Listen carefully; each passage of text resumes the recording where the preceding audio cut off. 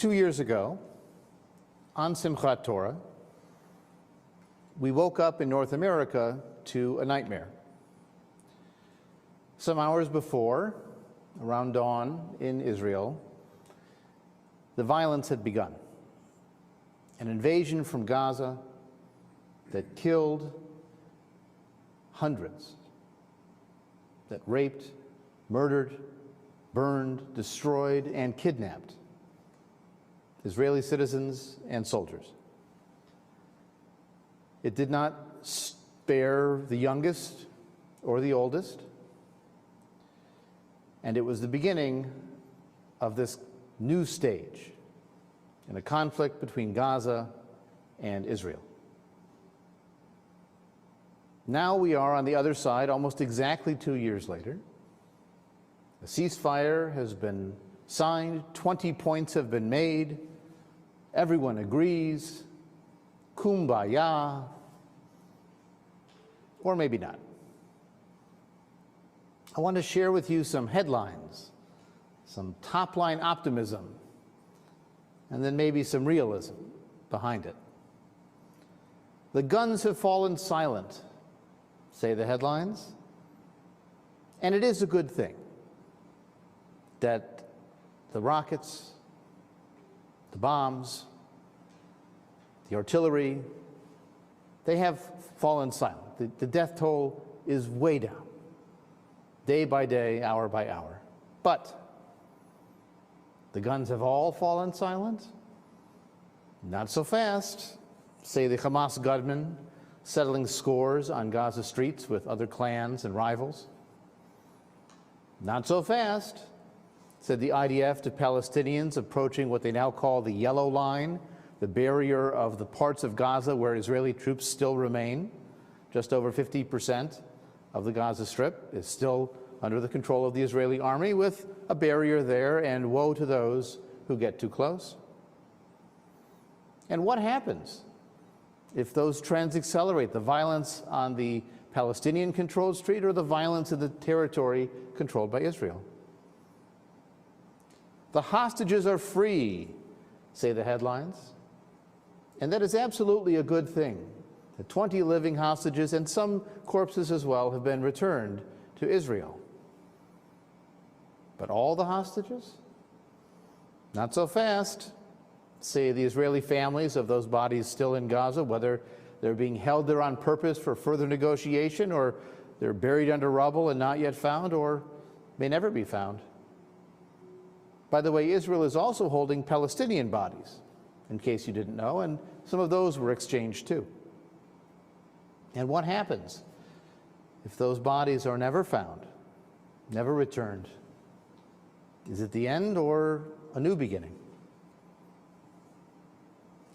History says Israeli society can unite in victory, as it has in the past. And that would be great. Not so fast, say the opinion polls that suggest a plurality of Israelis believe that neither side won the war. They asked, who won the war, Israel, Hamas, or neither? And 48% said neither. They both lost a lot. Different losses, but significant losses. Israeli society will unify?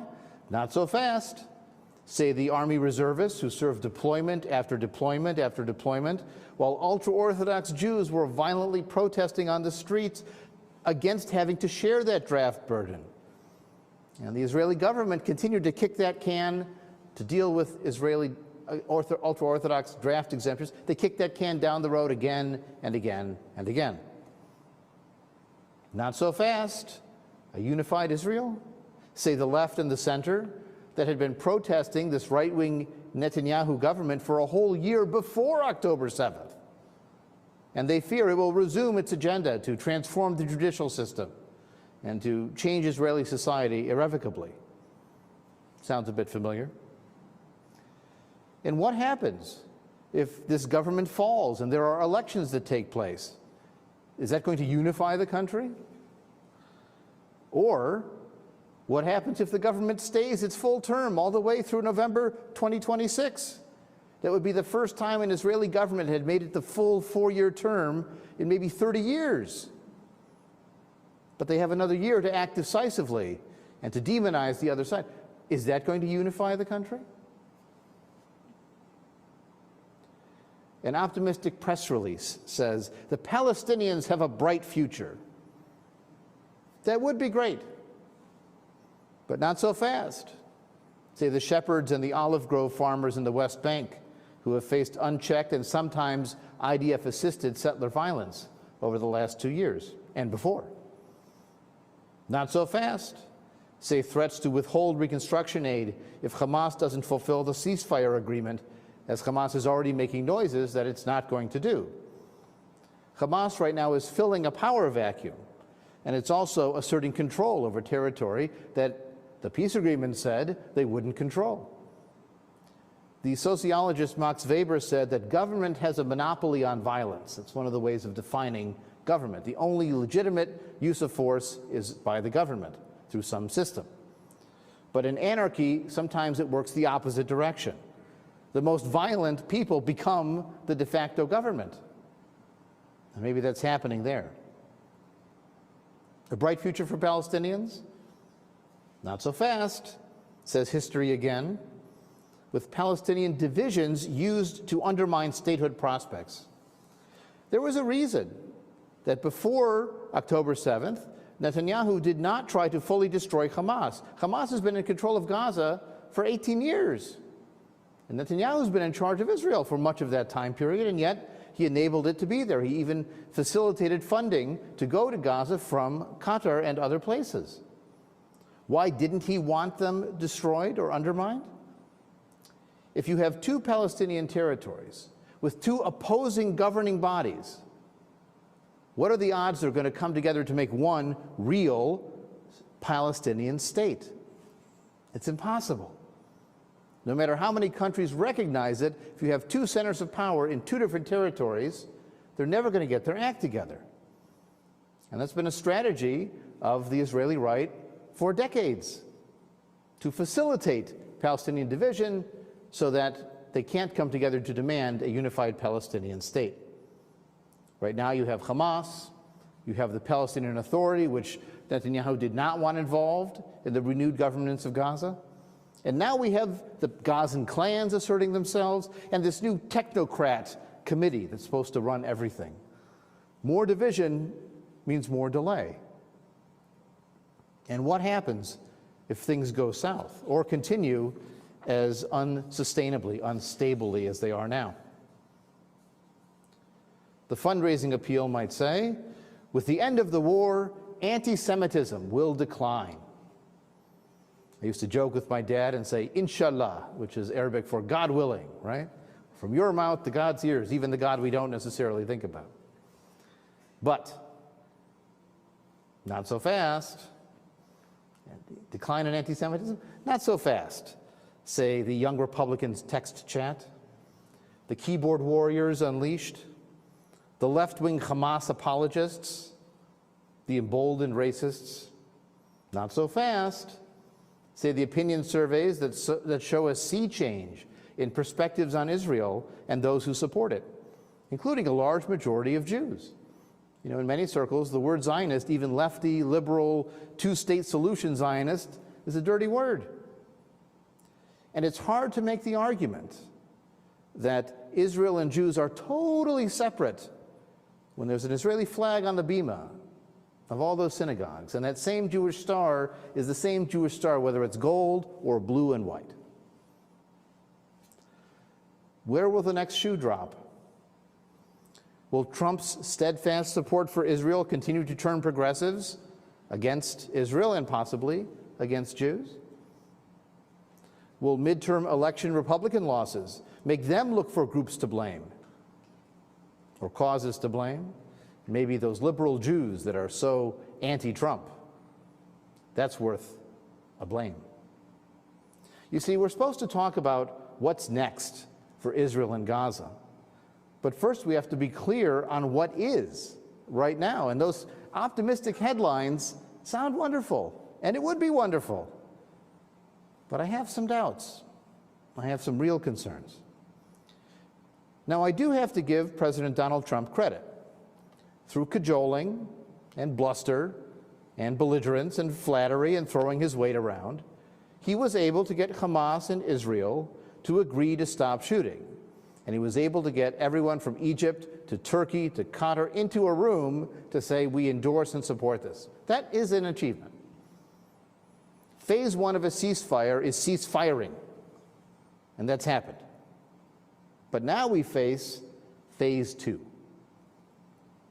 Phase two is where the sticky details are. Full Israeli withdrawal. To where? It's going to be more than that 50% they still control. But is it going to go to 0%?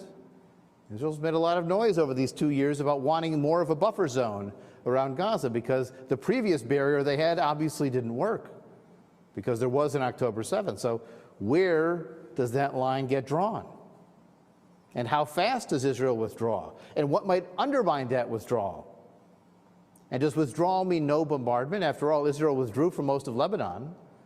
But if Hezbollah shows up and tries to rebuild, they reserve the right, they say, to act. What does that mean? How does that work? And what if Hamas or Islamic Jihad or some random radical shoots a rocket, sends a fire balloon, tries to cross the line? A second challenge of phase two is full Hamas disarmament. Hamas tried to claim that they reserve the right to keep defensive weapons. They don't have an Iron Dome anti-rocket missile system. They don't have suits of armor or Kevlar material. They're talking small arms and machine guns. Well, those are used to kill people as they're doing in the streets right now. They want an abiding influence in Gaza and in the West Bank. And are the peacekeepers that have been promised from Indonesia and other countries, are they really going to go in there and take the guns away from Hamas at the risk of confrontation? Or are they simply going to wind up there getting in the way? You know, there was a United Nations force in southern Lebanon for years. It was called UNIFIL. And all it did was get in the way. It didn't stop Hezbollah from building. It didn't stop Hezbollah from creating weapon stores that Israel found in their invasion of Lebanon last year. It was not solving the problem. It was not keeping the peace. What will happen to these peacekeepers in this setting? Gaza is supposed to be rebuilt, right? It was going to be Gaza Lago, this new resort. It'd be perfect. But now, of course, you've got a lot of money, and money means leverage. Does the rebuilding become a kind of carrot and stick that's used by Israel or used by this Blair-Trump Board of Peace? Do they allow rebuilding everywhere or only in the places they approve of? Do they only rebuild in the areas controlled by Israel? Where do they draw that line of what to rebuild and who supervises the rebuilding? After all, Gaza's been destroyed and rebuilt multiple times. Where do you think all the concrete for those tunnels came from? It was from the rebuilding. What about the future prospects for Palestinian national aspirations? Remember, a couple of the last points of those 20 points talk about Palestinian national aspirations. Now, an interesting question I haven't seen debated very much is whether global recognition of a potential Palestinian state at the United Nations actually motivated Israel to accept a ceasefire that they had been dragging their feet on, because this was an unprecedented demonstration of Israel's isolation and the growing empathy for the Palestinian condition and Palestinian cause. You see, Israelis read recognizing a Palestinian state as being anti-Israel, because they assume the Palestinians will attack Israel at some point in the future. But I actually read it as empathy for the Palestinians. They've suffered enough. Maybe the way to stop them suffering is to get them a legal state that has the rights of a state, with borders and boundaries and restrictions on what other states do to it. So it was in response to what Israel was doing, not necessarily as a reward for terror, as Israelis read it. I don't know. It could be, though, that this declaration of recognition of a Palestinian state has hardened Israeli resolve to resist that no matter what.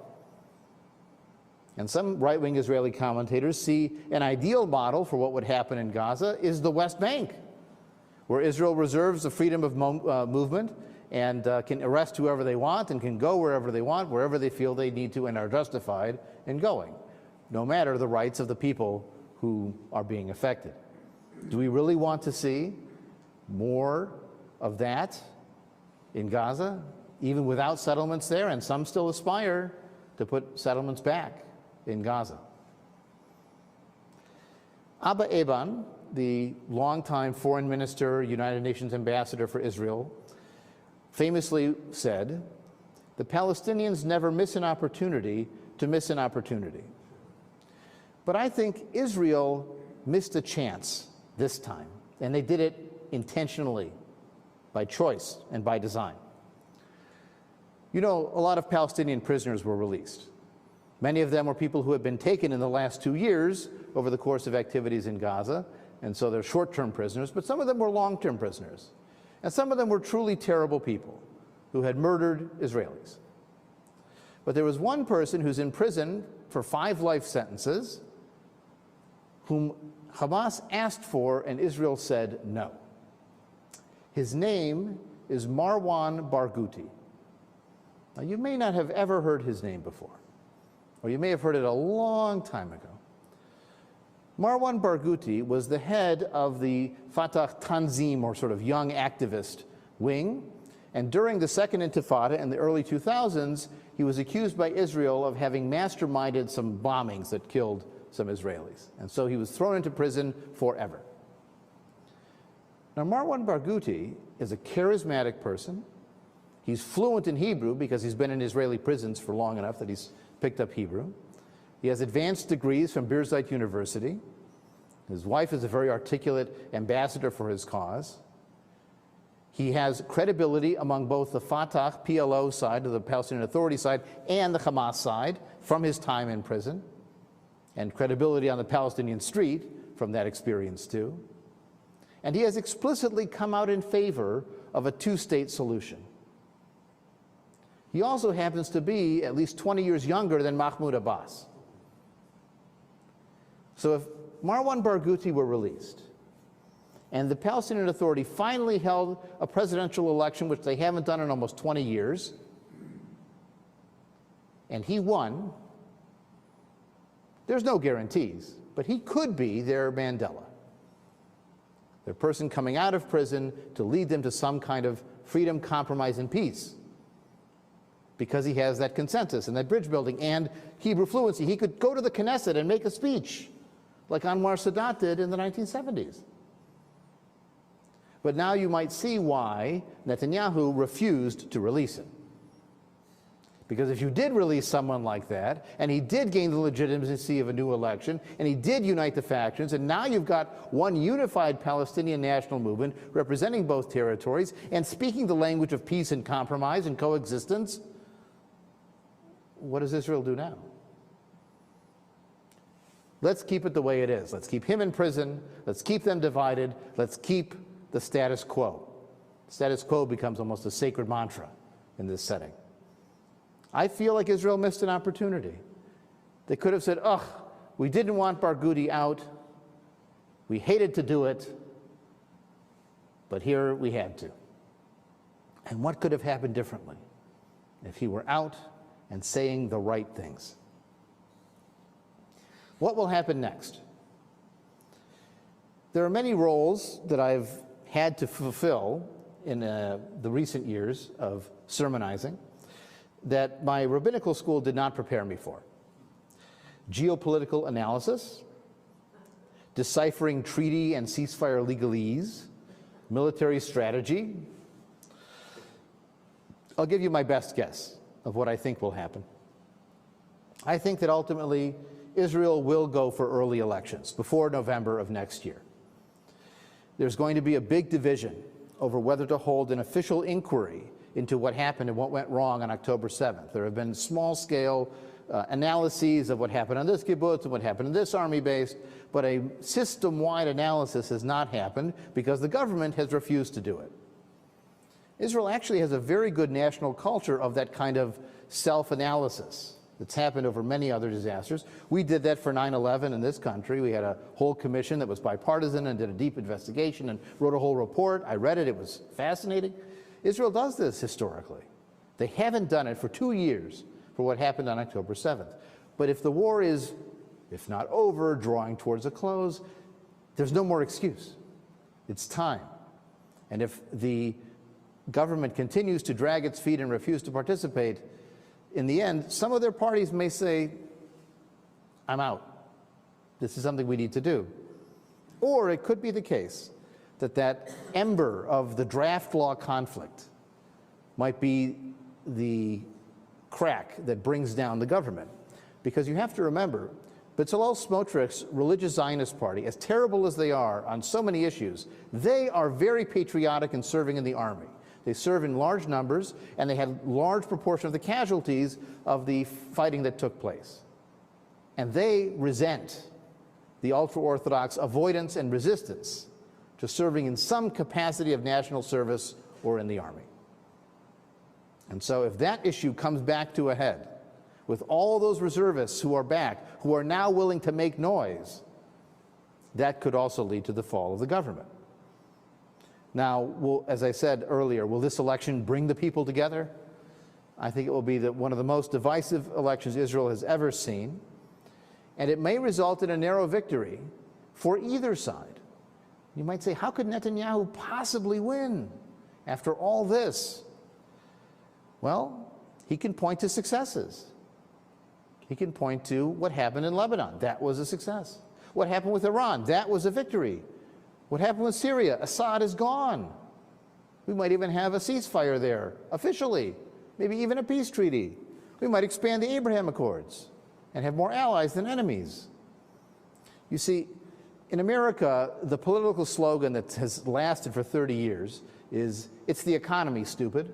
Like, if you don't talk about economic issues, you're not going to win. In Israel, the standard slogan is, it's the wars, stupid. If you can keep Israel safe, if you can be successful in battle and in conflict and in diplomacy to make those wars successful, you can be reelected. And that's been Netanyahu's argument for 30 years, is I'll keep you as safe as possible. Now, it could be that the result of that commission shows that he contributed to the problem, and then maybe he's done.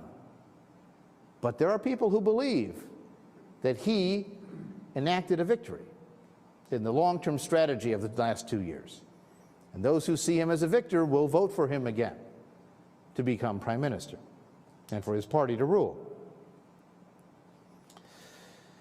Now, we know that Israel has committed a strategic failure. They've refused to articulate a vision of what happens next in Gaza. For 2 years, they've had 2 years to think about what happens now. Well, now is now. We're at now. And we have to find a way to figure out what comes next. But the avoidance of that for 2 years has come home to roost in the anarchy that obtains on the Gaza streets and the violence that's taking place there.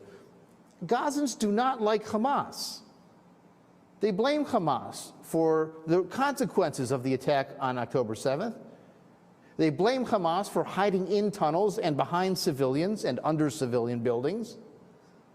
But they don't like Israel anymore. They like Israel even less. They hate Israel more because Israel was doing the actual bombing, the actual shooting to get at Hamas. And ongoing strife in Gaza, ongoing strife between Israel and Gaza, will prevent more normalization with other Arab states. You want to expand the Abraham Accords or the Avraham Accords? It's not going to happen while Gaza's falling apart. And it will also continue the problems we've seen within diaspora Jewish communities, arguing over what Israel has done or has not done, and beyond the Jewish communities of this experience of increased anti-Semitism. The Jewish star on the plane dropping the ordinance has an impact on the Jewish stars out here. Now, if there's a new government, if it's a narrow victory for the opposition to Netanyahu, does that open up new possibilities? Maybe. But support for any kind of Palestinian state in Israel right now is like, there's a technical term that pollsters use. It's called bupkis, which means almost nothing. It's very, very low. Because what did they see 2 years ago? It's still fresh in their memory. It's still part of the national trauma. And on some level, they haven't even been able to process it because they've been in the middle of the fighting and the losses and the military loss and then the missiles from Iran and then what happened in Lebanon and stuff from Yemen. And it's been one thing after another. When the noise quiets down, when the commission does its work, when people build memorials, when those kibbutzim begin to rebuild and reopen that were destroyed, then they'll be able to ask questions. And they might be able to say, with this new government, keeping the status quo, leaving Gaza for Gaza and trying to block it off with a bigger wall this time, maybe that's not going to work. Maybe we do need to try something else. It's a chance for, a variable experiment. Same situation, different political party, or does different political party open up the possibility for a new situation? Well, maybe I'm wrong. Maybe I'm too pessimistic.